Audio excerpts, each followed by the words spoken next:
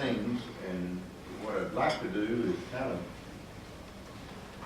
I'm gonna need y'all's help here, but I'd like to kind of paint a picture of how a lot of things we have facing us can interrelate for the benefit of our community. We often, we've done some things in the last few years focused on redevelopment, but I hope you see this, that there's little pieces of a puzzle that I think we're getting to the point where the puzzle comes together and everybody can see what a nice picture it is. But we're talking a few minutes about the Parks Texas Star, but let me just kind of lay some groundwork for you. We've talked in recent years about Cresthaven, spent some money down there. We've talked about softball world. Obviously, that's the kind of the focus of this slide that we're fixing to talk about.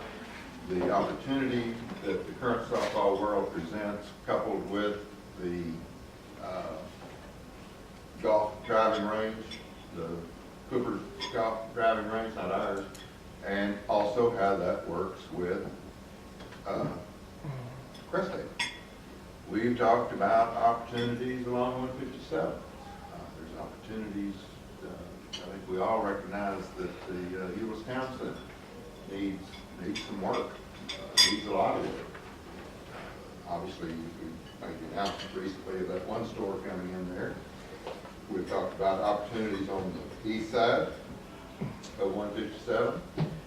We're going to talk in a little bit about 183 and talk in great detail about the impact that 183 will have on our businesses.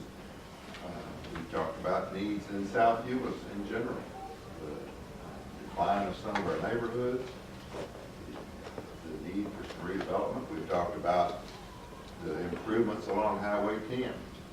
I want to broaden that out a little bit. If you can bring up the, I'm skipping ahead here. Let's bring up that.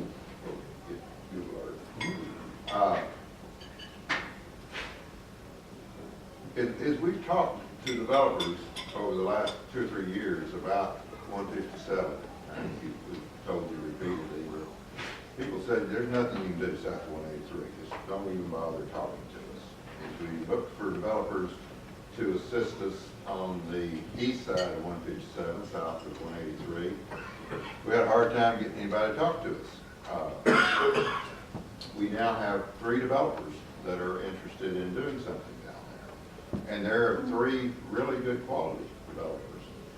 But I had a conversation last week, I believe, with one of the developers, and it was actually, to be honest, my preferred developer when we first started talking about this.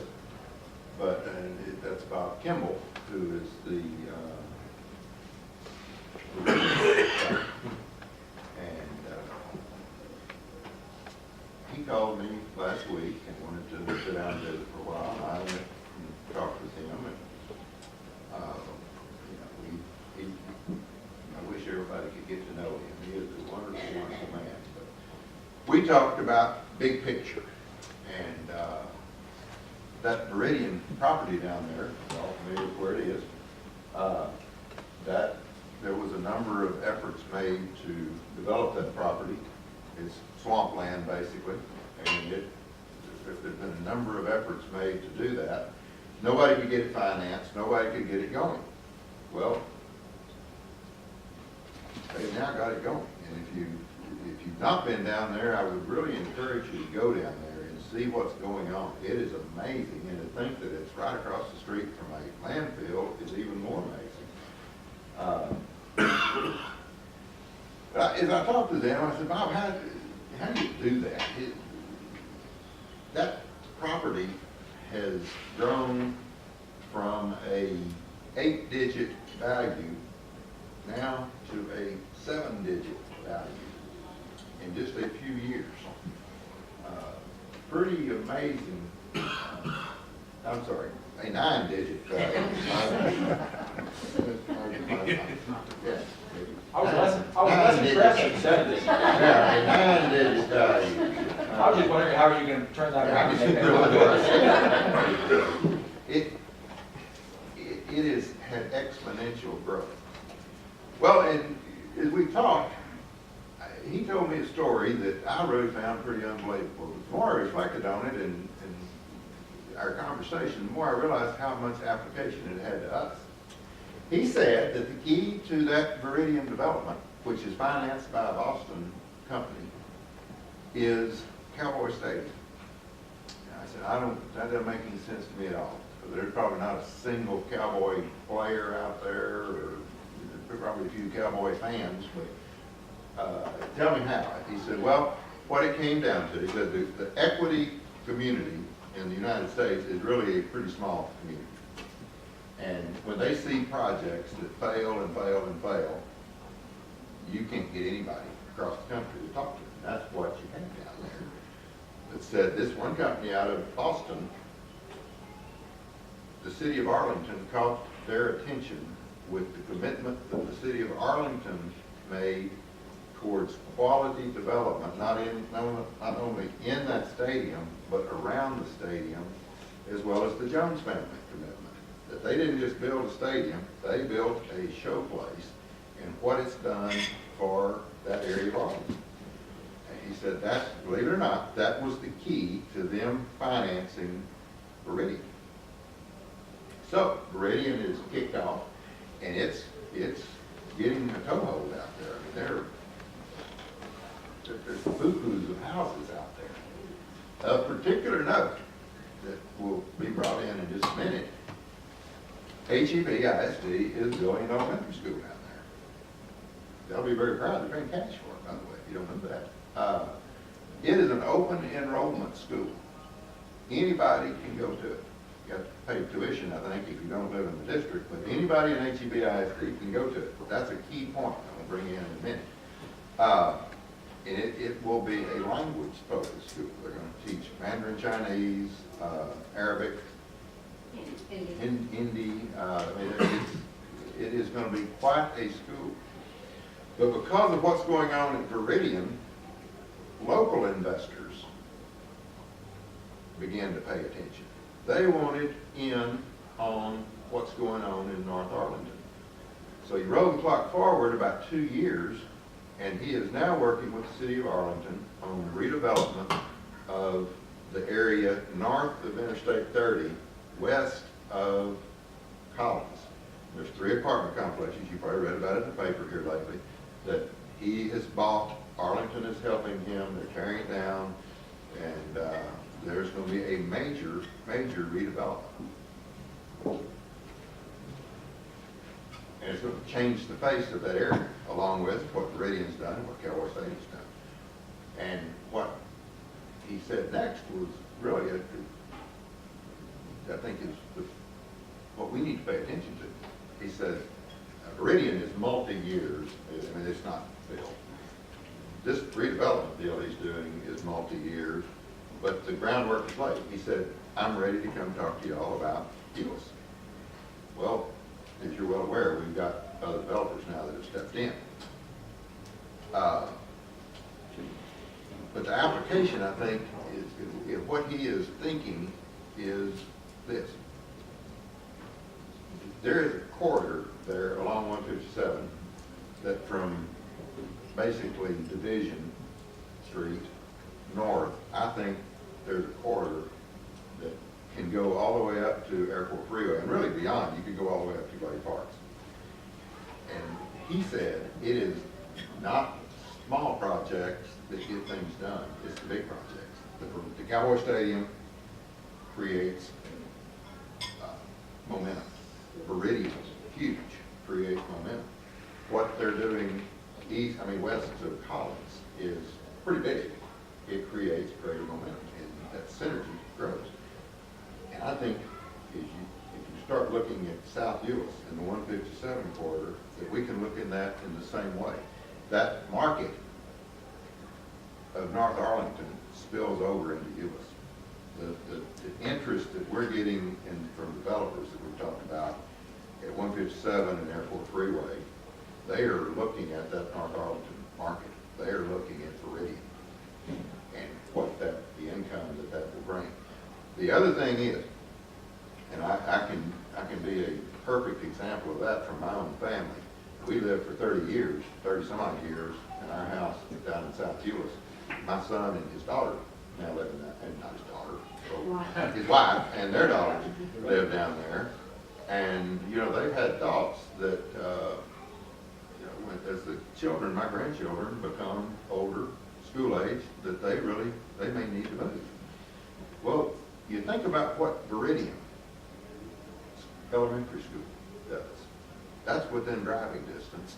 That's an opportunity for people in South Euless, and I think Oakwood Terrace and South Euless Elementary are great schools. They're, Oakwood Terrace is a recognized school, but there's a perception there. But that perception can be changed, not only of those schools, but also there's an available school to you at Viridian that is open enrollment. You have access to that. That can become a key part of our sale of South Euless. The other thing is that there's varying opinions on Harmony School, but we have Harmony down there. We also have Treetop, which is a charter school. Treetop is expanding to high school. So how do we capitalize on that? Well, we've already started it to some extent, but I think as we talk about these other things, we need to start bringing all the pieces of the puzzle together to improve the quality of life in South Euless. We've heard for years, there's investment in North Euless, there's no investment in South Euless. That's not true. I mean, that is the perception, you have to accept it. But as we talk about debt fall off, particularly in the half-cent debt, that is in 2016, Yes, sir. and we've got plans for Parks Texas Star. What other parks are there down there? How can we use some of those dollars to not just improve the trail at Car Park? We've got Kitty Car Park down there. We've got a number of parks. What if we not only looked at the commercial development at 157 Airport Freeway, looked at the South Pipeline and 157 quadrant, but began to make major investments into our parks down there to totally start with a blank sheet of paper and do something that changes just the view down there. 183, when we talk about that in a few minutes, what can we do to totally change the view of 183? If you think about what's gone on in Hearst, what's gone on in Bedford, and Hearst is probably the best example. You know, right there at Precinct and Airport Freeway, just a few years ago, there were those rundown apartments. There was a Skaggs store there that, you know, had been open and closed, but I mean, it was gone. And look what's happened now. That's all private investment. It's not, but the highway, as big a pain as it is, it's caused that. But they've learned to capitalize on it. I think we need to do the same thing. And we need to look at every component of our CIP plan and see that really, maybe we may have happened into this, but I think we're hitting on a good time where that park at Parks Texas Star, that development that will occur, can occur on the golf driving range and softball world, that adjoins 157. You have the people that are planning the farmer's market grocer thing. I think they still are. All that has the potential to make a major change. I think we need to look carefully at how we can pull all that together. Where in Crest Haven, we see that is maybe a total turnover where it doesn't even look like it's going to look. In the area in South Euless, there's no way that's going to change. Those houses are going to be there. There's thousands of homes down there. But how do you get people that want to live there, not because it's the only place they can afford to live, but because there's beautiful parks, there's great schools, there's adjoining restaurants, and all this good. I think there's an opportunity here in the next few years for us to grab hold of that and pull all of this together. So, with that in mind, and I've talked with Ray about this, that as he begins to build his 5-year parks budget, for some of our parks, and particularly those, let's start with a clean slate. Let's don't talk about putting in new playgrounds that are handicap accessible and everything that we should be doing. And not to say we shouldn't do that, but let's look at it on a grander scale. What can we do that provides the park space that that people that are moving into Viridian or that are moving into the areas along Bear Creek Parkway that moving into K-Hob, what can we do to make that attractive to them in a whole new way? Y'all might say, well, you're full of bull, you're crazy, but I really believe thoroughly that this is a great opportunity that we have coming. And the timing, I think, is perfect. So, anybody disagree with that, or want to speak up for, because this is the time, I'd like y'all's input, and we'll walk through some of the things. One question, Sorry. what is going in west of Collins where they're redeveloping? It's a mixed use. There is some high-density multifamily, but there's also residential, restaurants, business, office space, in that area, if you're familiar with it all, it's kind of north of Lamar and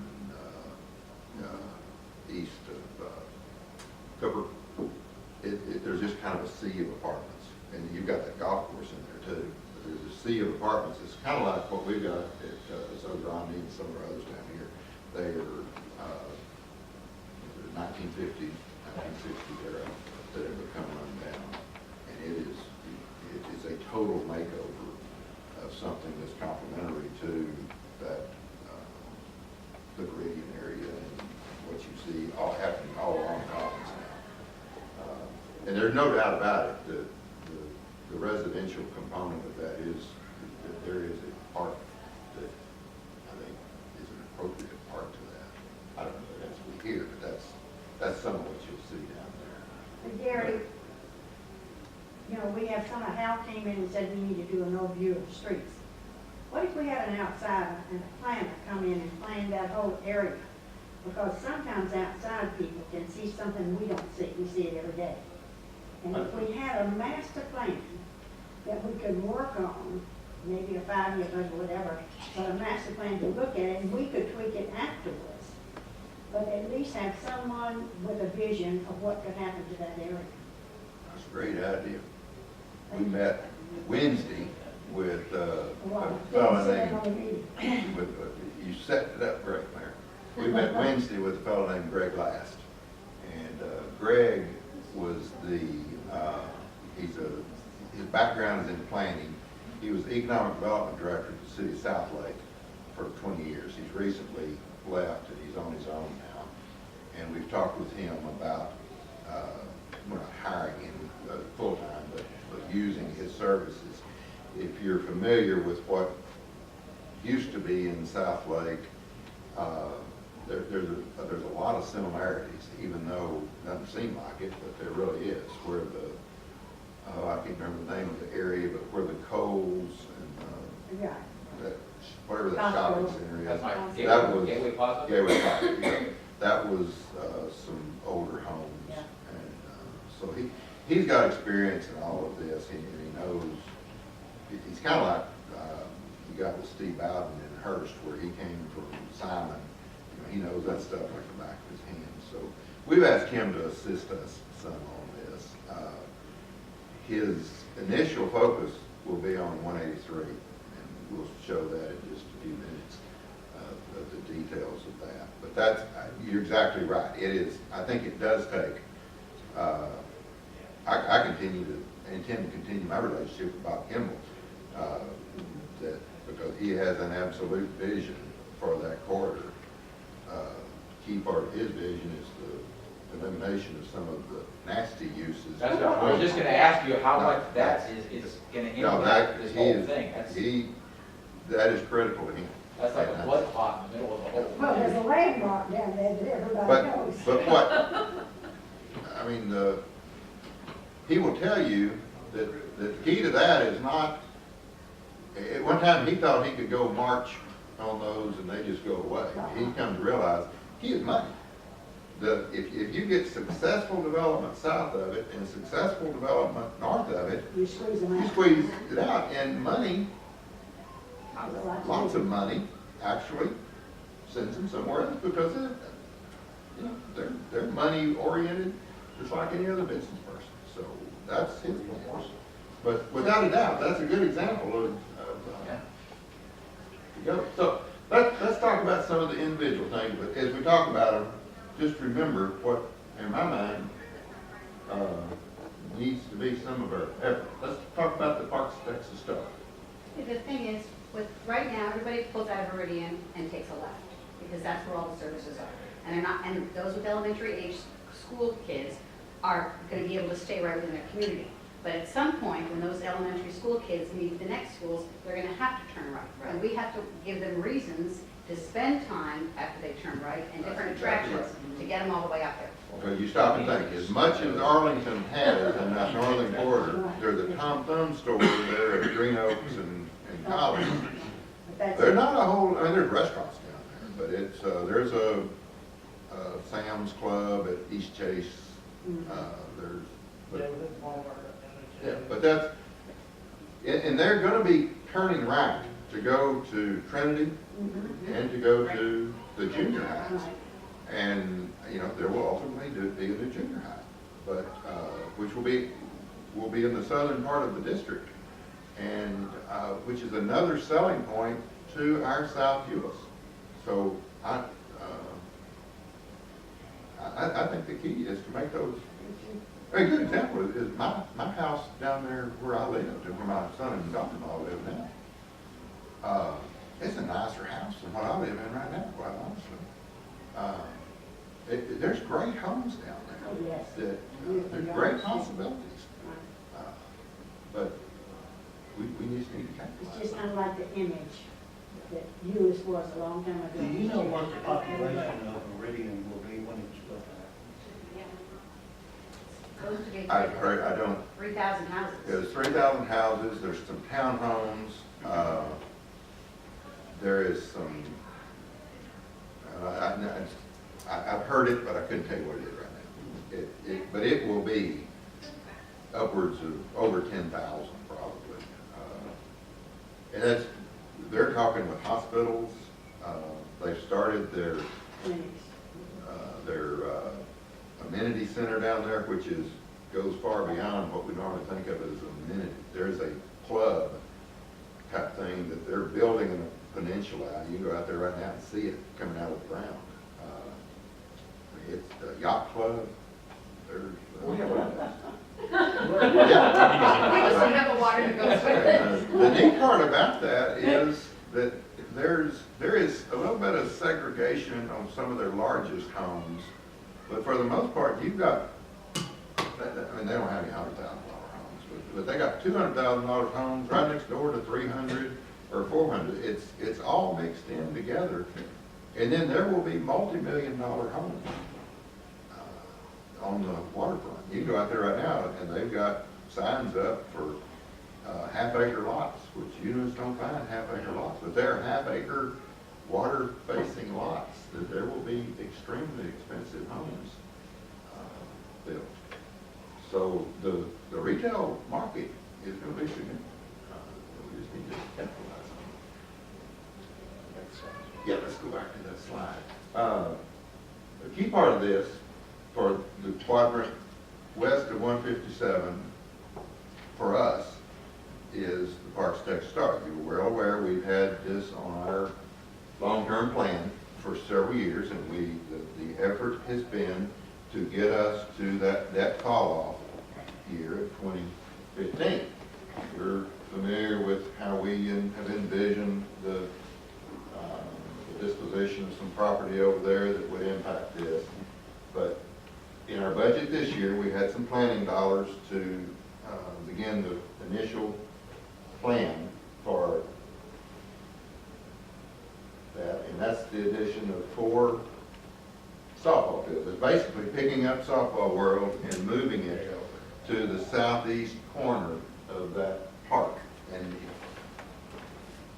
just to refresh everyone's memory, our citizens voted on this, and that was part of the master plan. This has always been part of the master plan, is these ball fields.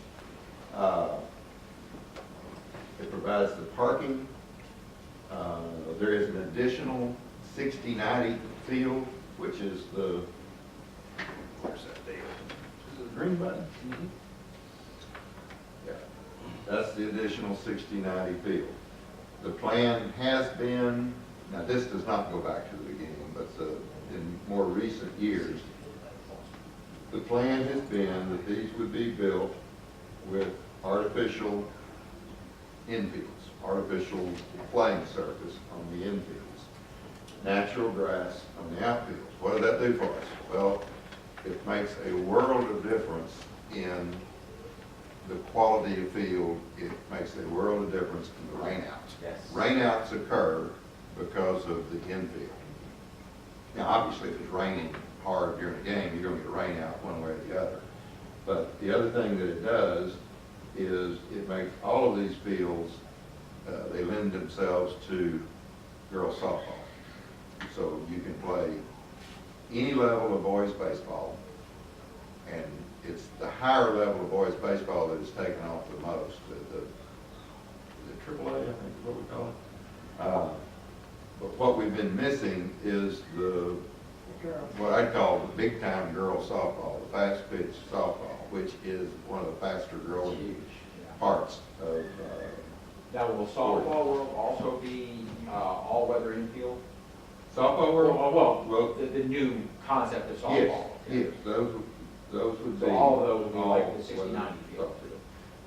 You'll recall that the deal with Steam Soccer was to build a concession stand right there.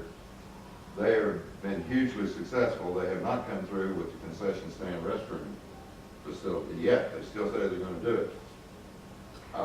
The plan right now has a concession restroom right there. If Steam builds theirs right there, we don't need that one. But the price tag for that, as it sits, is around $7 million. And what is currently in our budget is about $5.5 million. What's currently in our budget does not have this field, and that is a field that could be built at that time, or it could be built later. The parking has to be built to accommodate it. So the field itself doesn't end up being that expensive. But the people in Meridian, the people that are going to be moving in, they want the big time boys baseball, the select, which is the key for the boys, and the girls fast pitch softball, and the soccer. The soccer, obviously, we already meet.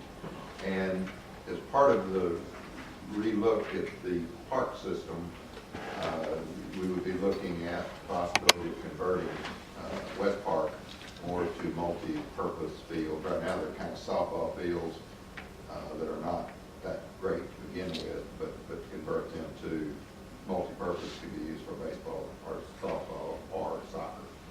So Ray is looking at that as well. Obviously, that opens up the possibility of what we do with softball world.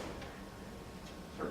I'd like to also, and this may be totally out there, but for the softball fields themselves, or actually all those fields, do a cost analysis of artificial surface, including the outfield, because your long-term maintenance of the outfield grass, and I know a lot of, when I was up in Oklahoma, all the big softball world type setups there are all artificial.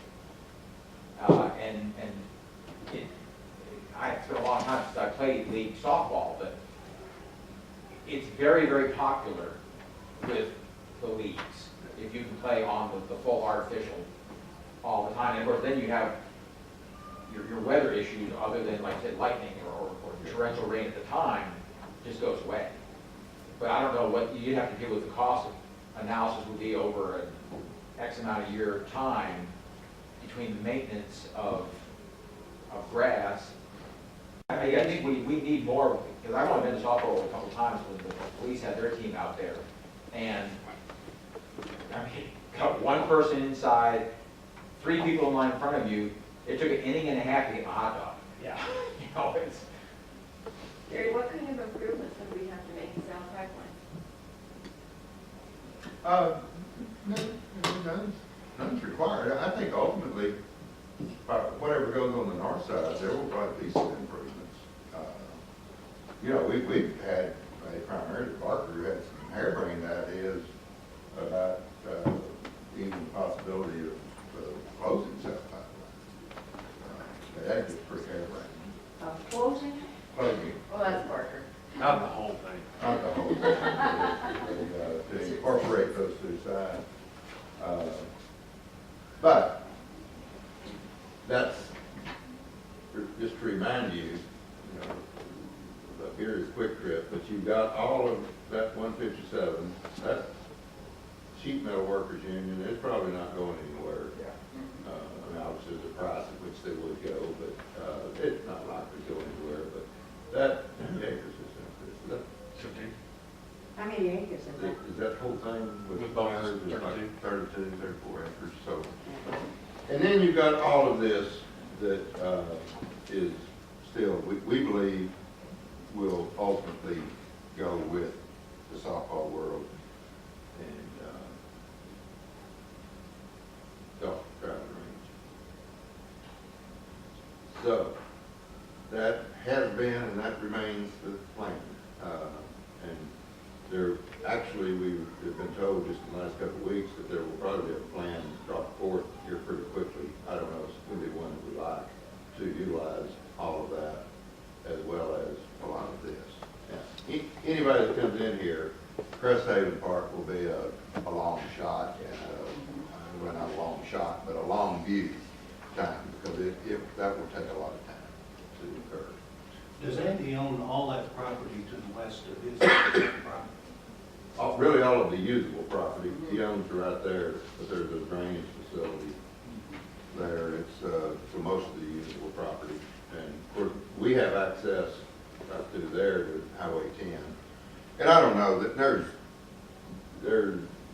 Andy obviously hasn't built anything here. There's still some opportunity, to work there to get some additional access. But that's a really good piece of property. It's flat, it could be lots of things. And the key is what it ultimately is. I think if it becomes residential, which is had the most attention recently, because that's where all the attention is right now.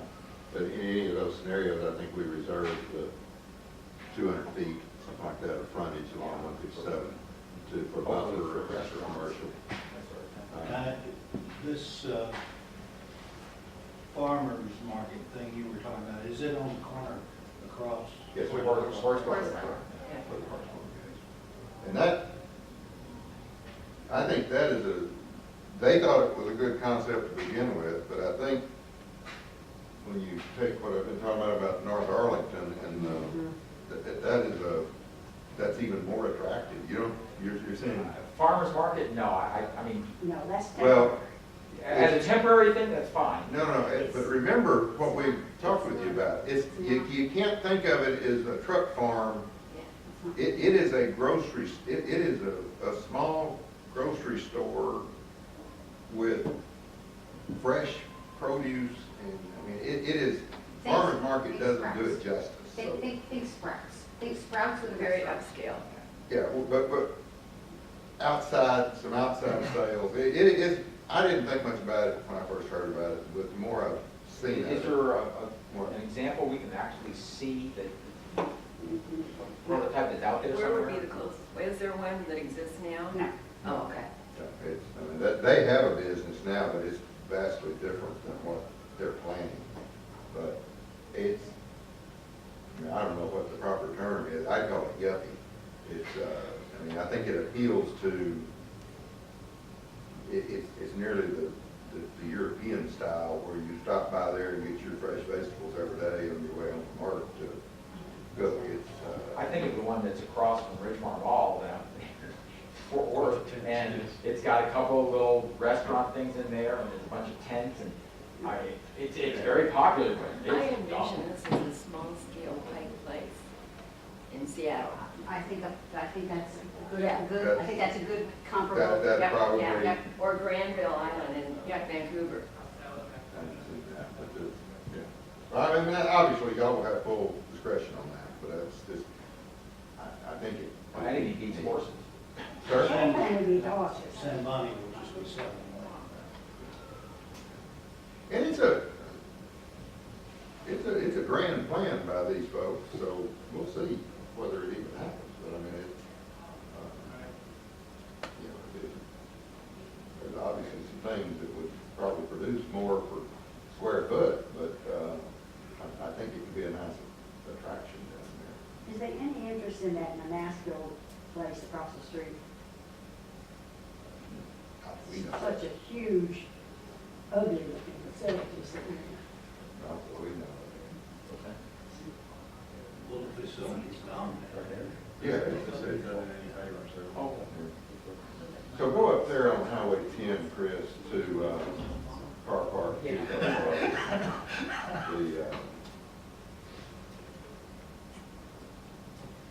Yeah. That, there you got Highway 10, and you got Simmons, this is Car Park, and then this area over here is Kitty Car Park. That property right along Highway 10, no one can do anything with it. Off floodplain. Yeah, it's mainly floodplain, but I mean, there's just lots of opportunity there. It's a beautiful piece of property, that whole thing, our car park and all that, and I just think that could be a real amenity. You stop and think about the difference in, the villages of Bear Creek Park and that park. I mean, there's vast differences. All the people out walking dogs, going to the dog park. And that's more what we're talking about. We need to make our parks down there more relevant to the current demands of folks. So that's what we like to, that's the challenge. Last building is Glenn Walker's building. Yes. Yes. You got this park that's very unutilized, that whole area. Then you move over to South Euless Park, and it's not used. You Well- can't get to it. Really, we've got all these new houses being built down there on Main Street. We need to do something And that's to that park down there. How many acres have we got down there? At South Euless, Yeah, I don't. because it goes across the creek, right? Where the creek Across the was, creek? yeah. I don't, yeah, but I don't, we've got a little bitty tract over there that's right behind Kobe's house, but it's, there's not really much. But it does, Inaccessible, it's accessible, but you can't find it. right. And, Well- we have a historical bridge in there. Right. And that's a good example. I mean, the main attraction right down there right now is the pool. Ultimately, something will happen there. And that's the other one that Ray's been challenged to basically take a clean sheet of paper and start over. Yeah. Because, I mean, you got that creek that is really an amenity that can be very, very attractive to people. We need trails that access it. And especially on That's the been in other his trail side. plan. Sir? And especially on the other side from the school, on the other side of the creek. I couldn't sit here and tell you how many acres it is. There may be, there, Ken? Yeah, 7, 8. It's, Because I hear the neighbors on Iron Bridge talking about the park. But it's behind their houses back there. And their houses are built up high in there with big retaining walls. That could be really utilized for something. if go down there too, if you would. And let's see if we can get in close.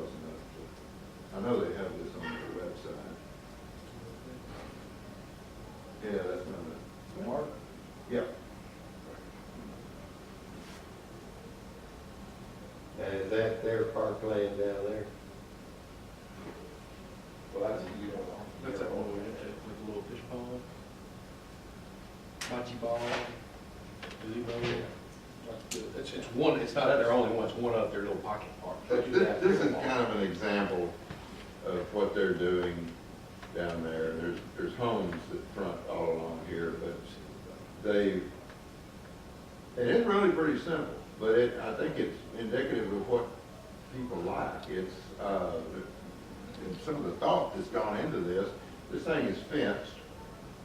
There's only 4 ways in, and there's a raised area here that moms and dads can sit in, and they don't, it's restricted access, so you have good views of where the kids can come and go.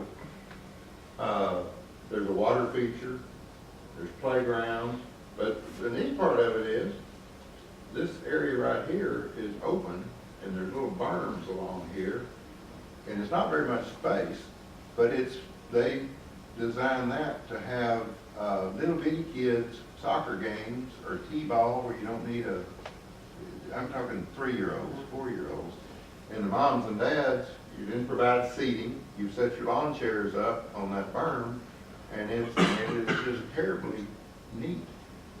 Doesn't take a lot of space, Where but is this located? in Meridian.